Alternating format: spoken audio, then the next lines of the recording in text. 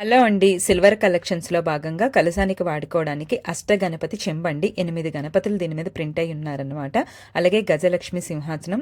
ఇందులో స్టెప్స్ అయితే మనకి రావడం జరిగింది. మనం పంచపాత్ర వాడతాం కదండి. ప్రింటెడ్‌లో జనరల్‌గా ప్లెయిన్ చూస్తాం. ఇది యాంటిక్ పీసు. కంప్లీట్‌గా సాలిడ్‌గా వచ్చిందండి. అలాగే మనం శివాభిషేకం ఏదైనా అభిషేకం చేసుకునేటప్పుడు ఇలా ఒక నందిది వచ్చిందండి. హ్యాండిల్ ఉంది అండ్ లిడ్ కూడా ఉంది. వాటర్ ఫిల్ చేసి అది మనం అభిషేకం చేసుకోవడానికి వాడుకోవచ్చు.